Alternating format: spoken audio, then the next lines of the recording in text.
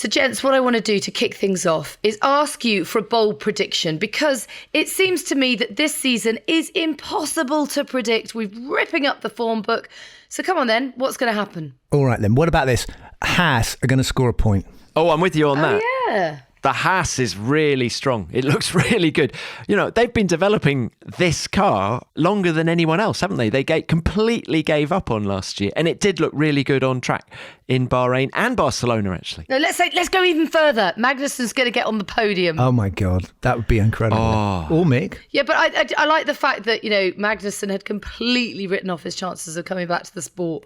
But within a year, he's on the podium. Isn't it? It was just such a great story. And fairy tale. He had, the biggest smile throughout all 3 days at the Bahrain test. He was so thrilled to be back. Everyone was just pleased to see Kev.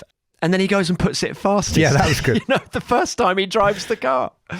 Just gold. But I think Ferrari have won the Winter World Championship, haven't they? Again. Yeah. Again. If what we've seen in testing is a true reflection of pace, Carlos Sainz for world champion. Ooh. That's my prediction. That is bold. Come on then, raise me on that one. One of you. Charles Leclerc.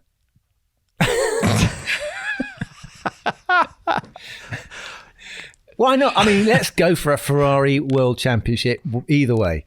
A battle for the championship between the two Ferrari drivers is what we're saying. They've been really strong. This is a F1 Nation prediction for the season. Bold prediction. It's going to be between the Ferrari drivers. Wow, that is bold. And on that note, let's prance into F1 Nation's 2022 preview, a season in which anything is possible. The fireworks are going off around the Bahrain International Circuit. It's a top three that you might not have expected. Vamos! Crosses the line and wins the Bahrain Grand Prix. Oh, Ferrari. Pierre Gasly's back on the podium too. Very happy, guys. Very happy. Sebastian Vettel comes home to finish third. And what a start to the season this has been.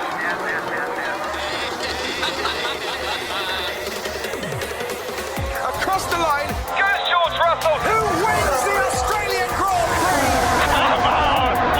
A Grand Prix winner. What a battle that was at the end. Alex Albon gets his first points as a Williams driver. Mick Schumacher. Point scoring finish for Haas F1. Congratulations to them. Good driving. Let's go! Lando Norris wins the British Grand Prix. Yes.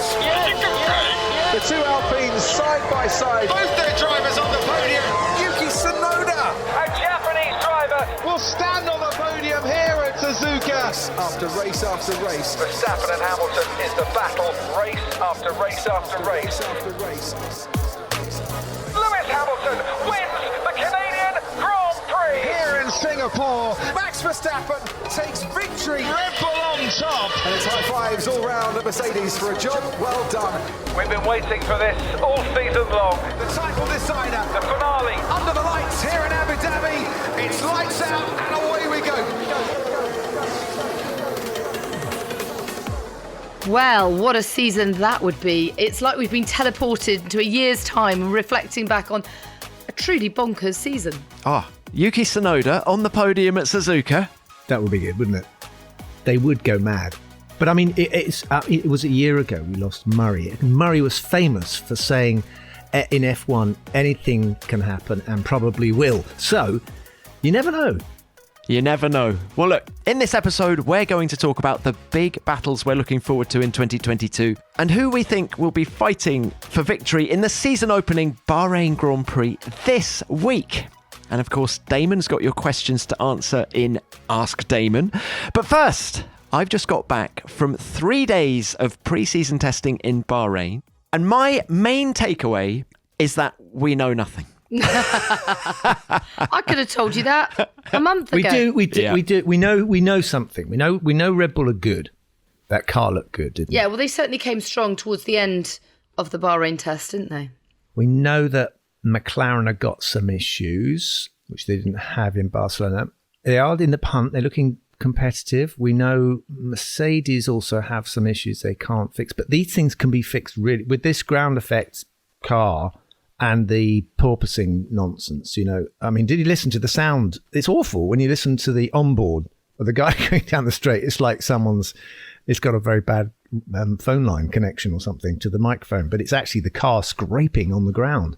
So they've all got this bouncing and scraping thing going on. But it looks like Red Bull have fixed that, and they've got a nice, smooth running car, and they've optimized it. So the others will find out how to do that, and then the form can change completely on its head. And that's what testing's all about. Bahrain's a very good test track because it's abrasive, so you get tyre deg. You've got places where you have to put the power down out of slow corners. You've got some fast corners, undulations, and it's hot. I was surprised at this cooling thing is going to be really interesting because Mercedes have got some very new revolutionary kind of way of cooling, using the intercooler, which they've stolen off they've borrowed or bought or something off of a company that makes rockets. So they're able to reduce the size of their radiator. So they've got these very, very thin radiator technology. But I was looking at them and they were actually taping up the radiator exits. When you think about how hot it is in Bahrain, that's quite incredible that they're actually taping up the radiator exit. Let's talk about the season ahead then, with the help of Formula One experts from around the world. Well, given that we've kicked off with Red Bull, let's talk Max Verstappen, the reigning world champion. He has the number 1 on his car, of course, and a new long-term Red Bull contract in his pocket. Jack Ploy from Grand Prix Radio in Holland thinks that Max is in a really good place right now, can certainly successfully defend his title. That's what Max is all about. He wants to achieve the goal and do it again. With a new car, so it makes it more interesting for him as well and the team, but he wants to continue it. And I think he also feels well because of the continuing of his relationship with Red Bull Racing. He wants to give the team, I think, the Constructors' title as well. The pressure is a little bit off, but maybe 1%. It was 110 and now it's 100 because I see him smiling, he's relaxed, and the tension was more last year because he wanted it and now he has it. But I think it's good for everybody. Good for the team, good for him. That gives him the opportunity to continue on that level, what he wants. He wants to win races. And that's what he is from his childhood. If you win enough races in the championship, you're world champion. A great Formula One mind, not so good at maths. Just 1% off. It went from 110 to 100. Oh, right. Well spotted. I'd be feeling pretty relaxed if I'd just signed a 5-year deal worth 40 mil a year. But Damon, how did you feel going into 1997 after you'd won the World Championship? How is that side of... Let's look at it just from a mental point of view for Max. Jack says there that he's more relaxed, but does it actually somehow make you a better driver, being more relaxed, having won the title? You've achieved your ultimate aim. Well, I was very relaxed because I didn't have a chance at going at the World Championship because I was in an Arrows. So I won the championship and then I had to move to a team at the back of the grid because that was all the scraps that were left by the time I was told I hadn't got a job for next year. So I didn't have the luxury of following through into another championship. But it must help that you've got one in the bag. Like Jack was saying, Jack's identified it exactly. The breakthrough is winning a championship. You're now a world champion. You can now carry on with doing what world champions do. Nothing is ever going to change that. Yeah, that gives you an innate confidence. No one can ever take the title away. I mean, I know it came under controversial circumstances right at the end, but it would have given him such a boost going into the winter and then ultimately into 2022. And if say, for example, Red Bull have got it right and they have a run of success like they did with Sebastian Vettel, he's got 1 world championship. Let's say he wins another 3. He's got 4 world championships. He's halfway by the time before he's 28 to equaling potentially Lewis Hamilton and Michael Schumacher, or if Lewis gets his 8th, he's on track. He's on track for this ridiculously long career, winning many, many world championships. So Max fastest on the final evening. He set the fastest time of the test in the last hour. For those of you who like numbers, 1:31.7 was his time. 2.8 seconds slower than the fastest time that he set as well this time last year going into 2021. So these cars are a little bit slower, but such is the rate of development. Everyone is thinking that we are going to equal the lap times of last year's cars, particularly at the faster, more flowing tracks like Barcelona. But yeah, Red Bull looking really strong. They're able to equal anything Mercedes do from an upgrade point of view. I think if I were Max Verstappen, I would be feeling very happy about my chances. Tom, you mentioned something about particularly at the faster tracks, because what seems to be coming out of the analysis from the last couple of tests is how these cars are very good in the fast corners, but a little bit more cumbersome. They are a lot heavier, getting on for, was it 800 kilos or something? Yeah, and they're 40 kilos heavier than last year. Yeah.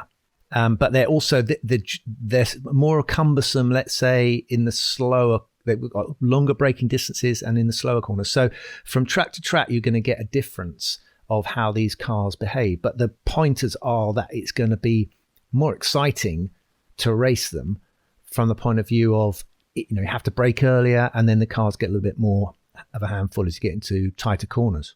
On to Mercedes now, and their slimline side pods were the talk of the test in Bahrain, but will they turn out to be an instant success? Here's Michael Schmidt from Germany's Auto, Motor und Sport. If you just look at the lap times and look at the stories we were told during these tests, you have to have doubts, but we had the same doubts last year. I remember it after the test, and then Mercedes made a 180-degree turn and still won the championship. So you always have to expect from Mercedes to do the possible and the impossible. They made their life quite difficult because they started with an early development step of their car in Barcelona, and then all of a sudden they presented us an almost new car, which is just a second development step. But for them, it was just a new beginning. I think that maybe in the first few races they might struggle a bit, but later on, I think they have the capability of beating anyone and obviously being in the mix for the championship. So what these slimline side pods have done, it's given them more downforce, but with the extra grip has come more porpoising. So the bouncing was worse for this team in Bahrain than it was in Barcelona 2 weeks ago. And what they were having to do during the test was literally just carve away at the floor to reduce the amount of downforce they're getting, to try and reduce the porpoising. So when I don't think it's a question of if, when they get on top of the porpoising and then can go back to having the full floor on the car again, they're going to be brilliantly quick. I think when they get on top of this car, they're going to be challenging right at the front. When you look at the difference in terms of the way the cars looked between the first and second test, you recognise just how steep this rate of development is going to be through the year. And you recognise that they can get on top of things very quickly. They have the resource, manpower, mental capacity to do just that. Yeah, I think it's interesting. It looks, I'm not an engineer or an aerodynamicist, but one of the issues they had was the flexing of the floors. So there's so much suck coming from under the car now that I think they're having trouble at keeping control of the floor. So that's why they put these floor stays, or they petitioned to allow for floor stays to go in. And if you look at the Mercedes, there's a vast area, because they've got such slim side pods, there's not much there to hold the floor up. And it could be that they're getting more of this flex, which is creating a problem to control the aerodynamics of the back of the car. So it could be that once they get that fixed, then they will be able to control the downforce. And Damon, the more flex you get, I'm thinking back to the skirt era of, the early 80s, the more flex you get, the more you're sealing the floor and the more downforce you're getting. I thought George Russell looked very good on track. I went trackside on the final evening because he was doing some low fuel runs and they had various issues, which meant he didn't get a clean lap in. But very precise. Hey, who am I to talk about driving styles and things? But he looked very precise, very confident in the car, and outside the car, he talks very well. I think he's... Well, he does. Yeah. He's been ready for so long, hasn't he? He's been very patient, I have to say. Handling things so well in the pen straight after a race. It's been another disappointing time for him at Williams. Yeah. And it's all been about this moment. So he'll be chomping at the bit just to get racing for Mercedes now. And he's not just all a cool head, is he? There's so many shots we've seen of him where he's shown emotion. He's been really in tears over disappointments and frustrations as well. So he's passionate, which is good too. Do we think he's going to challenge Lewis day in, day out? Absolutely. 100%. And you've got to remember he's coming at it from a different perspective. And I think that will bring out the best in Lewis once again, as we talked about last year. The fact that Max was challenging Lewis in new ways, and that meant he in turn raised his game. You also got to remember that Lewis is going to come back hungrier than ever because he wants to leave the sport on his own terms, not those thrust upon him in the last race of the season. I think that's the most exciting dynamic on the grid. And, expect fireworks. Right, most exciting dynamic. Is it the strongest driver lineup on the grid? Well, you've got one of the strongest drivers of all time as your teammate. So that's one down. And the other one is one of the hottest properties, young talents as well. So, yeah, I'd say definitely a very strong lineup. Yeah, there. no, I agree. Mercedes yet again getting it right. In terms of driver lineup, we don't know yet whether they've got the design right, have we? Yeah. One thing I'd add to that is that Lewis seems so comfortable now. I think he won't feel pressure. If George threatens him or is quick, I think he'd be able to cope with that. It wouldn't be the end of the world. He knows he's got 7 world titles in the bank, and I think that over a season, I think it's unlikely that George is going to topple Lewis. So I think he's comfortable. In fact, if anything, he's probably feeling better if he's got a fast charging number 2, because anything that comes between him and the Red Bulls or Ferrari, whoever else it is, the better. Yeah, I agree. Yeah, I think George will be right on the pace in qualifying from the first race. I still think Lewis maybe over a race distance. He'll enjoy it. He'll enjoy that extra challenge. Yeah. The whole sort of package over 58 laps, reading the race, knowing when to push, when not to push. But that's experience. So Lewis has claimed that Mercedes are behind Red Bull and Ferrari.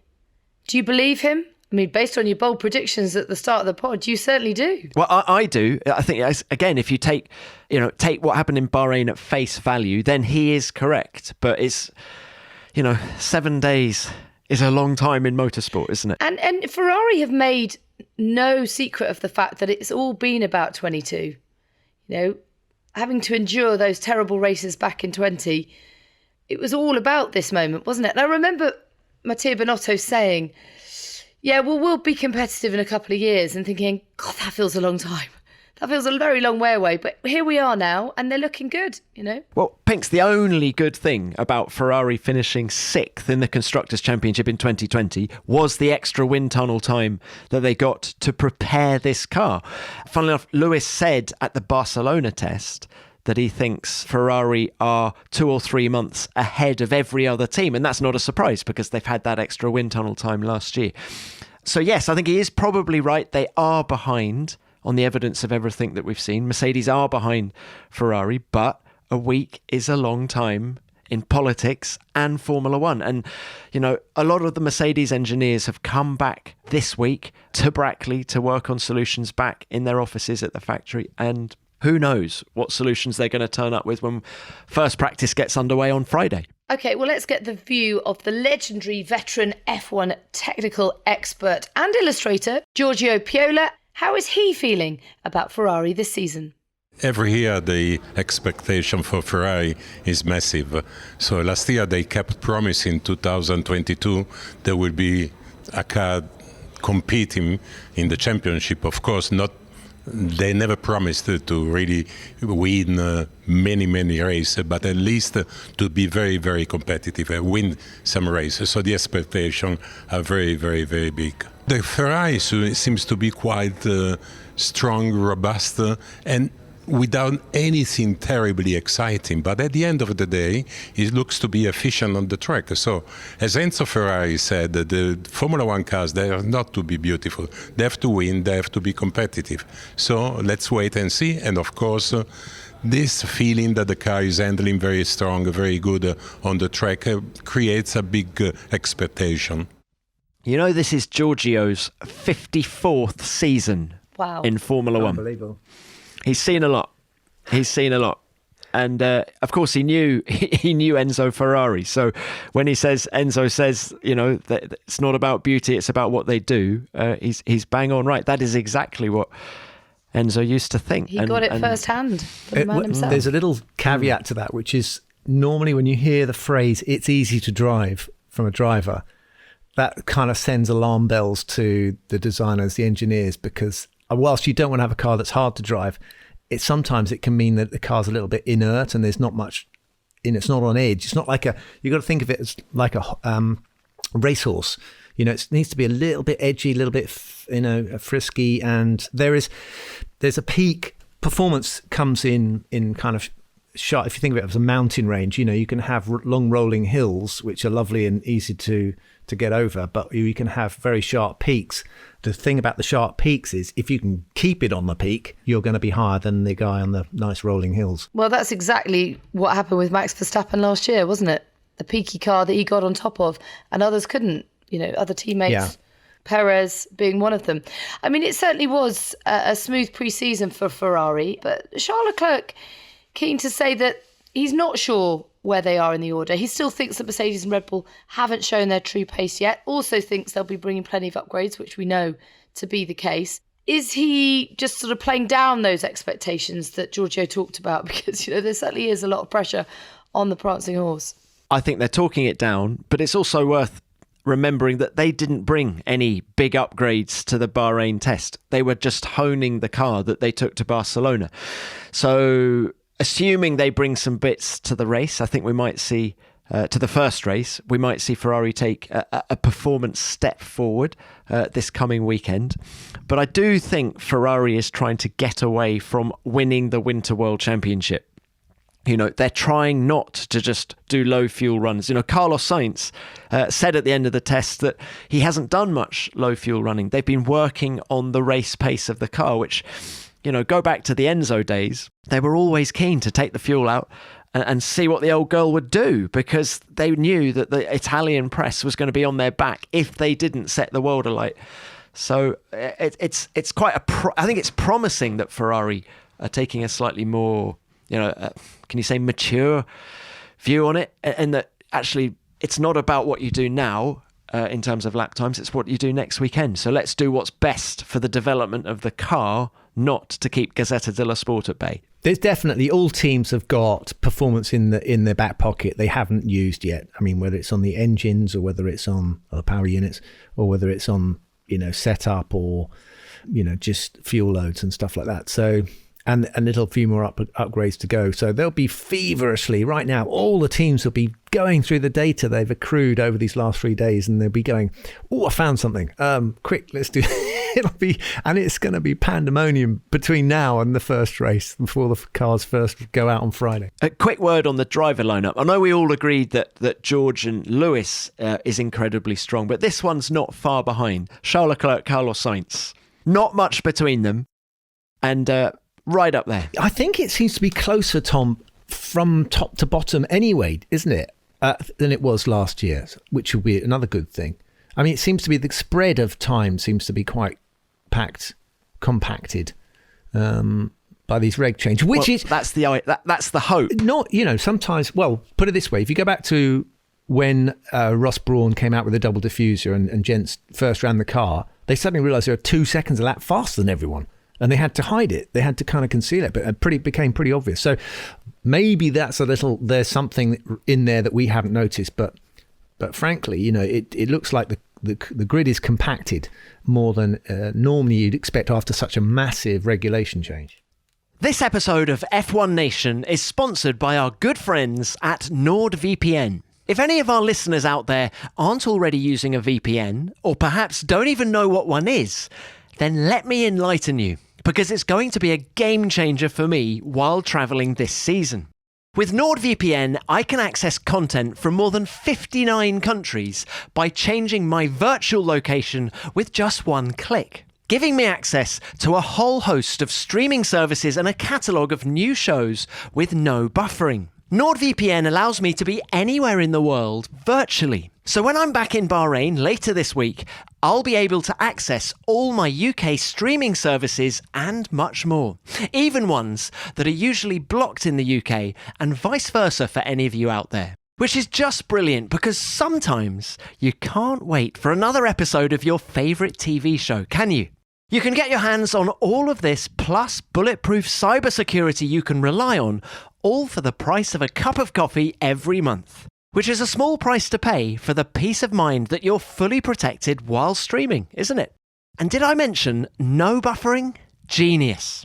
Grab your exclusive NordVPN deal by going to nordvpn.com/F1Nation or use the code F1Nation to get a huge discount off your NordVPN plan, plus one additional month for free and a bonus gift. It's completely risk-free with Nord's 30-day money-back guarantee.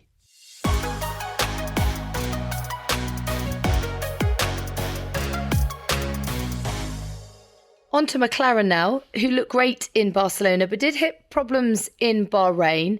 When the car ran, it looked good, but they were limited to under 200 laps. And of course, Daniel Ricciardo testing positive for COVID. I mean, in the one sense, you'd say, well, if he's going to get it now and not in the season, but you would hope that he will test negative in time for the first race because, he's cutting it fine. Yeah, and the local regs in Bahrain say that you have to isolate for 7 days. Get better soon, Daniel. Let's hear now from F1.com's Lawrence Barretto, who has been watching McLaren very closely. Bahrain has gone as badly as they could have hoped. The car's just been unreliable. They've been scratching their heads. They couldn't get parts here quick enough. They couldn't fix the problems quick enough. They haven't had many laps on the board. And on top of all of that, it's been Lando Norris who's been behind the wheel. Daniel Ricciardo's been locked up in a hotel room for the second time, I think, in 3 months after he had to quarantine in Australia. He's going to start the season undercooked for the second successive year. You've got Lando, who's going into the season with not as much mileage under his belt. You've got Andreas Seidel, who today, his shoulders had dropped. He wasn't looking that confident about things. And I always think Andreas's body language is always quite good when it comes to that. They're probably just going into the start of the season knowing that they've probably got a good car. They just can't quite get the most out of it. So they're a bit of an unknown. I reckon P4, P5, I think that's where they are at the moment. God, he's talking them down, isn't he? I don't think that's a bad thing, though. I don't think it's a bad thing at all to come in as an underdog and spring a few surprises.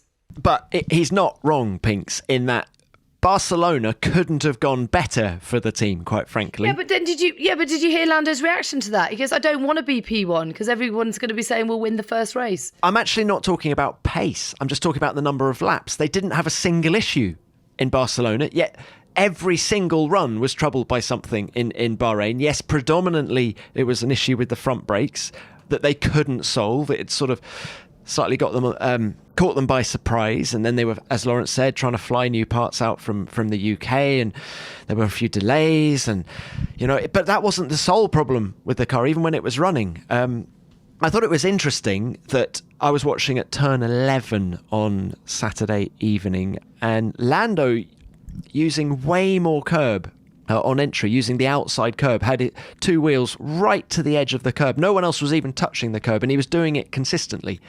I don't know why he's doing that, but it was consistent. I actually asked him afterwards, why were you doing that? And he said, I just like to do that at that corner. Totally brushed me. It can be, but it can be sometimes drivers find a little way through a corner with a curb like that, and other drivers don't notice it. There was one in Canada when we were racing, and there was a curb that if you went on it just a little bit, the bottom of the tub would hit the curb and make you fall off. But if you went a little bit further, you could hook your wheel on the inside. And I used to take off like about 0.2 of a second every lap on that one, but I wasn't telling anyone. On the basis of what we've seen, you'd say that Ferrari are stronger than McLaren this year, more so than last year. But it's testing. What do we know? What do we really know? We're always going to be a lot of raised eyebrows when it comes to final qualifying. We'll find out then. Damon, what we do know is that the Ferrari had bulletproof reliability and the McLaren did not. No, but they're problem solvers. To finish first, Damon, first you have to... Don't lecture me, Tom, on how to go motor racing. But they're problem solvers. They will find a solution. They always find a solution. That's what they do. They're brilliant at it. They'll find a solution. Big changes at Alpine over the winter, and I don't just mean their new blue and pink colour scheme, which is very fetching. The French team have a new team principal in Otmar Zafnar, and a new engine boss too. So Fred Ferret from the French newspaper L'Equipe feels the pressure is on at Alpine. A lot of changes once again, 1 year after they change everything. So we're all expecting new things. But when you change after changing, maybe you need time. Fernando Alonso said that he came back from retirement because he's been told that 2022 was the chance for him to be world champion again. So we are all waiting for this car to be a lethal weapon and be the next world champion. Maybe they're hiding till next Friday, but maybe they're suffering because everything is now rebuilt up once again. We need the French drivers to succeed. We have one in a French team.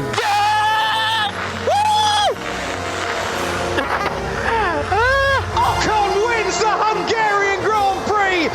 Très bon, très bien, and formidable, Esteban Ocon. Yes, guys. Well done, mate. You just won the Hungarian Grand Prix. Well done, mate. Wow, wow, wow, wow, wow. Allez Alpine, allez les bleus. Yes, yes. Unfortunately, his win arrived 1 year after Pierre's win. Pierre Gasly wins the Italian Grand Prix. Oh my God, yes. P1 Pierre, P1. Pierre's got the light because it was the first time in 24 years for France that we missed a Grand Prix winner. Alpine and the battle between them and AlphaTauri. You don't want to be. No one wants to be in a battle, but for the bottom of the middle field of the grid. Although Damon, AlphaTauri probably expect that, given that they are the sister team of Red Bull. They wouldn't be There'd be something wrong if they were at the top fighting Mercedes, wouldn't there? Indeed. So it's worse for Alpine. Alpine are a works team. They're the only team with Renault Alpine engines. They have to do better than this. And it will be interesting to see what Otmar can bring to the equation. They had a lot of problems in Barcelona, and Fernando couldn't hide his disappointment there. He was much more upbeat in Bahrain. The final day he did more than 100 laps, whereas he'd had endless problems in Barcelona. So they're definitely making steps forward. He did a few light fuel runs at the end of the day, and the thing seemed to be well balanced and do a decent job. But to go back to something you said earlier, I think the grid is going to be closer from top to bottom this year, and that is where someone like Fernando Alonso will shine. Yeah. All of that racing experience. I mean, do you remember Hungary last year when Lewis couldn't find a way through in a much faster car? So if Fernando, all he needs is a sniff. And, if he can just qualify, get on even just the fringes of Q3, with the lap times being much closer, they're able to follow closer this year, all of the drivers agree on that, then his racecraft, I think, will really pay dividends. Yes, while there are undoubtedly still issues, I think it's not going to be as bad as some people are making out at Alpine. Yeah, they looked okay towards the end when they might have run low fuel, but they looked like they made a bit of progress, didn't they? Yuki's had a bit of momentum over the winter, hasn't he? He out-qualified Gasly at the final race last year. And did you see this great quote from Yuki in that someone said to him, "Yuki, are you fitter coming into year 2 than you were last year?" And he said, "Oh yeah, I'm much fitter. I've actually had a proper training program this winter. Last year, I always had Uber Eats in one hand and my PlayStation in the other. I never did any training. In fact, Franz Tost was probably fitter than me last year." Franz Tost is 68. That's not a very good thing to say. Was he joking? That's not a very good advert, is it? Well, that's just typical Yuki, isn't it? And that's sort of got a good sense of humour. One of the reasons I love him. He just says it as it is and doesn't care about. I can't believe that. You can't drive with these cars unless you're really fit, and there's not much of him, so I can't imagine he'd be able to keep his head up if he didn't do any training. But he definitely got some momentum going towards the end of last year, so let's hope he can continue that.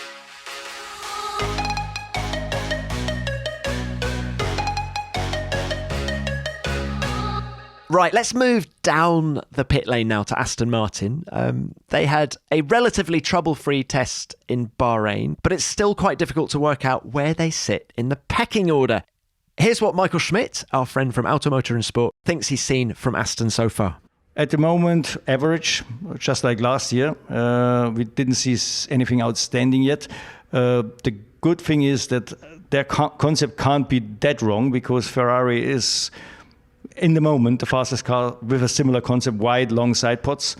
On the other hand, you don't see flashes of brilliance yet in the Aston Martin. I think in Barcelona it was masked a little bit by their problems with the bouncing. They had to run quite high in the rear and quite hard, which is the worst combination. But according to them, they have pretty much solved it here.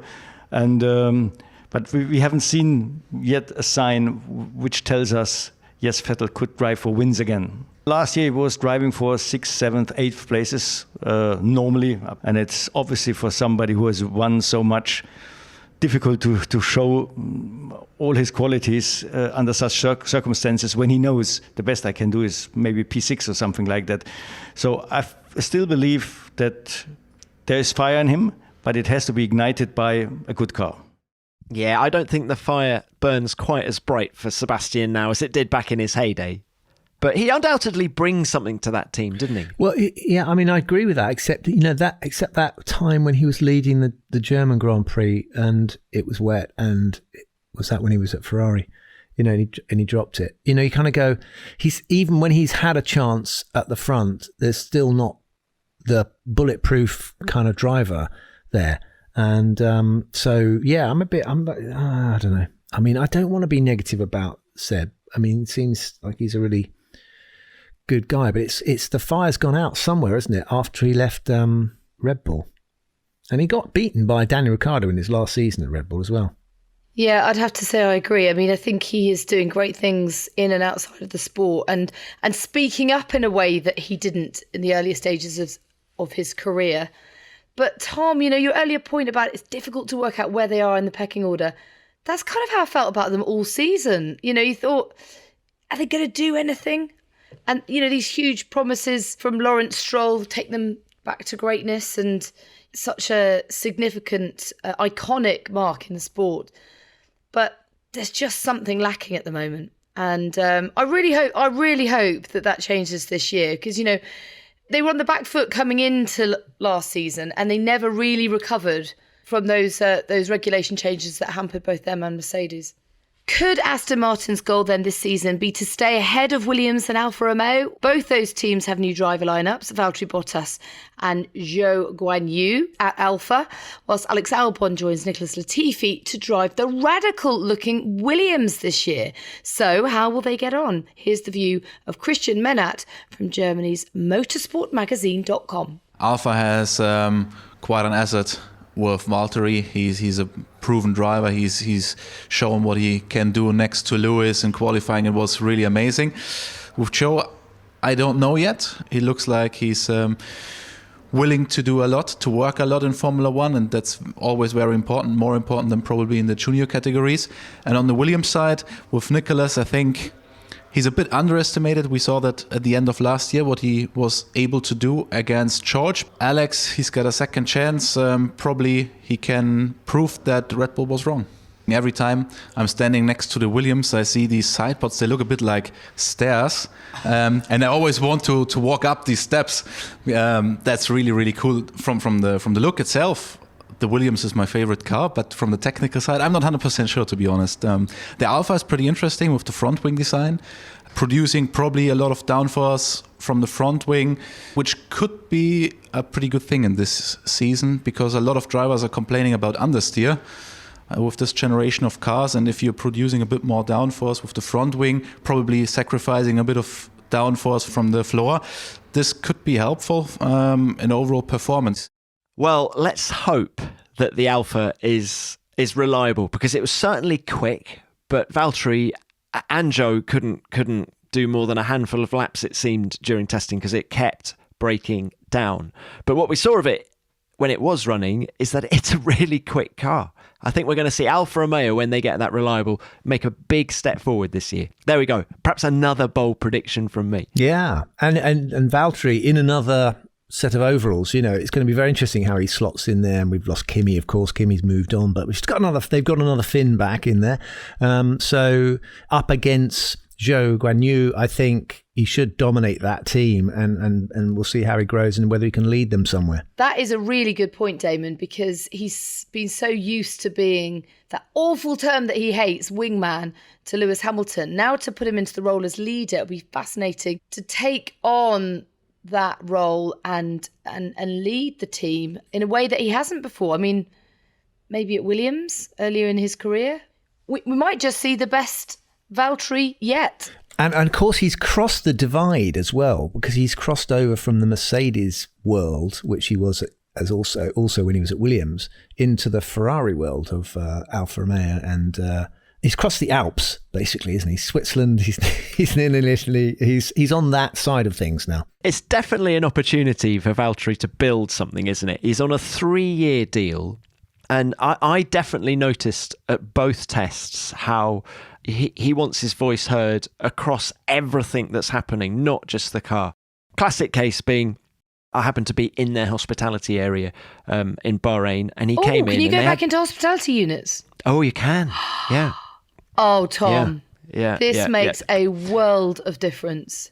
Choice of lunches. And a cup of tea. Coffee, not a problem for you. Not a problem for you, but my coffee intake just ramps up massively because you just, okay, I'll have another one, Anyway, the point is I was in there and Valtteri came in and they had lots of guests. Teams had untold amounts of guests. It was quite extraordinary. Goodness knows what it's going to be like at the race. But anyway, there were some tests in there and Valtteri just went over and introduced himself to them, which I've never seen a racing driver do ever, quite frankly. But he wants...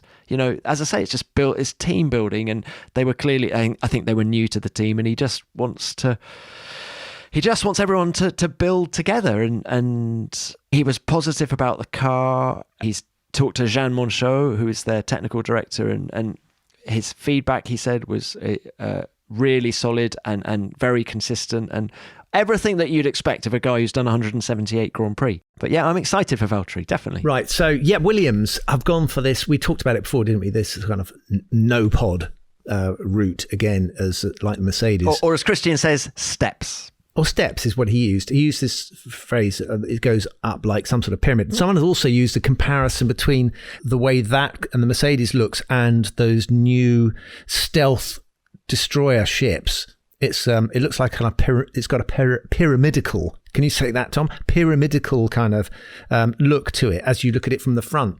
Will it work is the question, because at the moment it doesn't look very promising. And with something as radical as that, it's either they're held back with some technical restraint of some sort, which once they conquer that, then they will leap to the front, or it's never going to work. And that's my worry. It's just, the test wasn't great, was it? Well, that fire on day 2, they had a rear brake fire that did a lot of damage, and not only meant they couldn't run again that day, but everything was delayed the next day. Yeah, a few little niggles that they need to sort out. But again, people tell me that the car actually isn't too bad, and Alex Albon will never be more motivated than he is now. That second chance. Look what happened to George Russell, It could be the launch pad he needs. Okay, well, last but by no means least, in our 2022 preview, what about Haas? I mean, they couldn't really have had a more turbulent pre-season. Nikita Mazepin is out, Kevin Magnussen returns. Michael Schmidt from Automotor und Sport thinks it's a big season for Haas and a crucial year for Mick Schumacher in particular. There were flashes during testing that they have a much better car than they used to have. So I think they can be part of, let's say, maybe the lower midfield, which would be a step for Mick Schumacher as well, because then all of a sudden he might fight for points in the odd race, and then there he has to show whether he can stand the pressure. On the other hand, I think the best what could happen to him was Kevin Magnussen, because beating Mazepin was something people said that is standard. He should have done this. And Magnussen is a driver we know. If the car is good, he can score regularly points. So if he beats him, it's good for him. If he loses against him, then he might be in trouble. I agree with Michael there. I think it's a really good step forward for Mick to have a benchmark that we all know and recognise, which he didn't have in Nikita Mazepin. But he has to beat him. Has to beat him. Has to beat him. Very good. Do you know what I mean? But he really does. If he doesn't, then where does his career go from that? Do you think he will? I mean, Magnussen's pretty tidy. Yeah, he's been out a bit though, isn't he? You know, sitting on the sidelines is never a good thing. It takes a while to get back on, but we'll see. We'll see. I mean, that's one of the things to look forward to, isn't it? One of those little intra-team battles, driver-wise. But I mean, I think Michael's right. It seems to be that they may have got themselves a car to get themselves off the back of the grid, which would be huge for them. Well, in which case then, who is going to be at the back of the grid? I don't think it's going to be one team. I think we're going to see the usual top three, Mercedes, Red Bull, Ferrari. I think they'll be mixing it for the wins. And then after that, I think it's going to fluctuate from race to race. And I think it's going to be really close. So, I don't think Haas will be on the back row of the grid at the Bahrain Grand Prix. I think it'd be a big success marker, indicator of the regulation changes if we do see exactly what you just said, Tom, which is that, you know, you don't see a regular back row car or team. That part of the field is going to be intensely fought over and going to be, you know, fractions of a second are going to divide the difference of, you know, 4 or 5 places on the grid. So that'll be really good to watch out for. And just the smallest of errors is going to cost you this year. You know, the teams have got to get everything right. Just your run plan during qualifying. If you get that wrong, or if you know, the tyres aren't in the right window to start the lap, that is what will define where you are on the grid, as much as the actual underlying pace of the car. I think it's going to be that close. So fingers crossed anyway. Okay, now you've sent your questions. It is time to put them to the champ in Ask Damon. Questions, please. Damon Hill, do you think it's time maybe you should change your approach to racing? Well, I don't know even how to start answering that question, but anyway. Some more questions, please. Damon, were you happy with the start? Damon Hill, congratulations for this winning, Damon. You must be satisfied. Any questions? Yeah. Well, Damon, it must have been absolutely gutting that last couple of laps. Damon, it looked like he had it really under control. Some more questions, please. Damon Hill has done a fantastic job.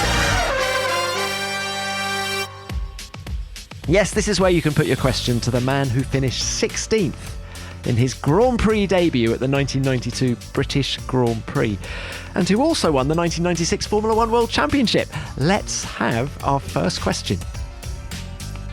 Assalamu alaikum, this is Faris from Bahrain. I'm really excited for the F1 season and I can't wait to see what these new cars bring us. My question for Damon, hope I'm saying that right. Based off what we've seen of the cars so far, just based off the visuals, which car would you want to drive? Thank you. Hi, Faris. Oh, I see you picked up on Tom's little bit that we did about how to pronounce my name. Yes, you said it right. I can't remember how you said it, but it was perfect for me anyway, Faris. So the visuals, I think, are fantastic this year. We've seen some really spectacular looking cars, and they're not only the side pods, not only the side pods.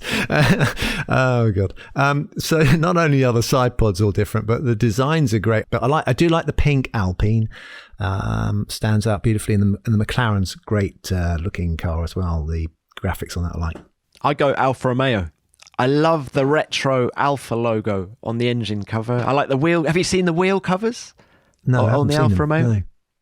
Yeah, they're great. They're red and white. Very cool. Pinks, which is the best looker for you? I have to say the McLaren just pops. And that new blue on it, the papaya and blue just looks wicked. I love it. I don't know if it'd be quick, but it looks great. Well, it's looking good is important. This is Formula One. I mean, the Red Bull looks good as well, but to be honest, I haven't seen one that I don't think looks great. No. Mercedes have gone back to silver.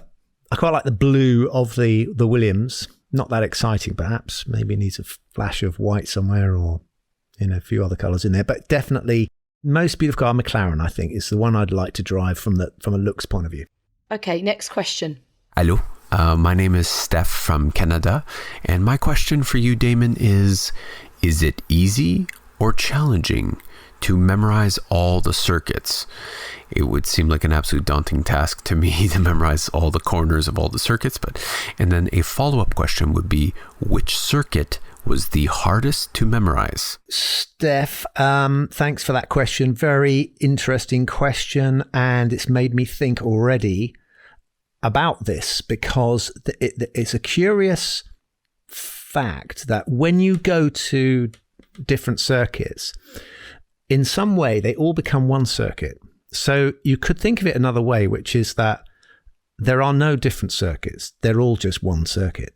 And what you do as a driver is you adapt to all the changes in road surface, camber, bumps, and shapes of corners continually, all the time, wherever you are. But you're right, there are differences, subtle differences, and you become intensely intimate with those circuits when you get there. From the moment you arrive, you are soaking up these subtle differences, and how you remember them, I think, is unconscious. So I don't think it's like remembering. I mean, if you said to me, learn a list of names or I would never be able to do it. But my unconscious is adapted for reading the road, literally reading the road.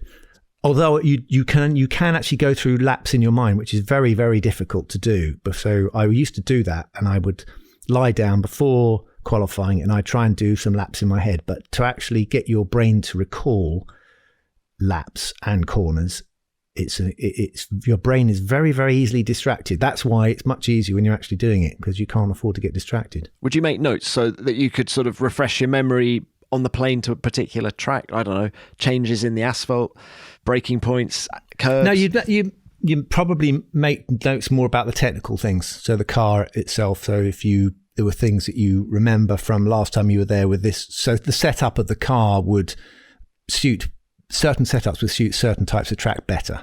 It's like osmosis. You're kind of soaking it up when you get there.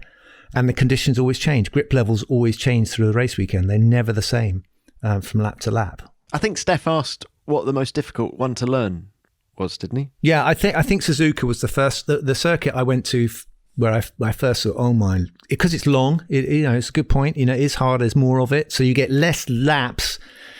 If you imagine there's a corner with a circuit with only 3 corners, you're going to do more repeats of that than if you were to do a circuit like the Nürburgring with a massive number of corners.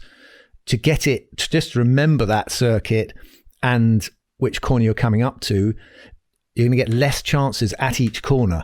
So yes, the longer the lap, so like Suzuka, it's got a lot of corners, long lap, it's harder to learn because you're going to take longer to get back to it again, to try it again, to get it right. And I think we've got time for one more question, please. Hi, Damon. This is Bob Feiner in Austin, Texas. I don't know if you remember me, but you were at my house for a small fundraiser for Down syndrome in 2015, just before the Austin Grand Prix. I hope Oliver and the rest of your family are doing well. And at that event, I asked you who on the grid at that time, who has not won a world championship, will be the next world championship winner. And you immediately said Max Verstappen, who I think was 17 at the time. So now I'll ask you that question again. Who on the grid today, who has not been a world championship winner, will be the next world championship winner? Thank you. I didn't think it'd take a genius to spot Max. He was right on the game right from the word go. So, but anyway, I'm glad he's finally done it and proved me right. So, Bob, lovely to hear from you again, and hope that everything's all going well there for your work with Down syndrome as well. And it was great to meet up. Fill in just a little bit with people, listeners on our podcast who don't know. My eldest son has Down syndrome, so we've done quite a lot of work with fundraising around that, and discussing different ways of approaching how to best provide for people with Down syndrome. So that was part of what I was doing there in Austin. And yeah, the next question is, who is the next guy who is going to, or girl, but at the moment we haven't got any candidates on the girl front, so it's going to be one of these people we have on the grid. And I the name that comes into my head, and I always think, we talked about the unconscious before, the name that comes into my head is Charles Leclerc. Is that as clear cut in your mind as Max was back in 2015? No. Well, I'm actually going to say George Russell. I think he's a world champion. That's a good one. Thanks for those questions. They're brilliant questions. But if you'd like to get your question answered, record it using the voice recorder app on your phone or your computer and send it to my new email address, askdamon@f1.com. Right, chaps, before we go, and by the way, I can't wait to see you both in Bahrain. I'm flying out tomorrow. I want to find out who you think is going to take the win And in fact, let's have the whole podium in Bahrain. The whole podium from top to bottom. Are we going top to bottom or bottom to top? Well, you're right. We do it in the traditional, in reverse order. Now, announcing the results of the Bahrain Grand Prix 2022 podium in reverse order. Tom Clarkson. In third place, Lewis Hamilton. In second place, Max Verstappen. And winning his first ever Grand Prix in Formula One, Carlos Sainz is the winner. I'm writing it down. That is my podium. What about you guys? I'm going to say in third place, George Russell. In second place, Max Verstappen. And in first place, Charles Leclerc. Okay, my go. So I'm saying it's Carlos Sainz, Charles Leclerc, Max Verstappen. Oh, I quite like the sound of that one, We haven't mentioned Sergio. He hasn't got in there. But anyway, it's too late now. I've done it. Well, that's what we think. And we haven't got long to wait until the first podium of the year is going to be there for real in Bahrain. And thank you to everyone who contributed to the show, to Jack, to Michael, to Giorgio, to Fred, to Lawrence, to Christian. And thanks to you for listening.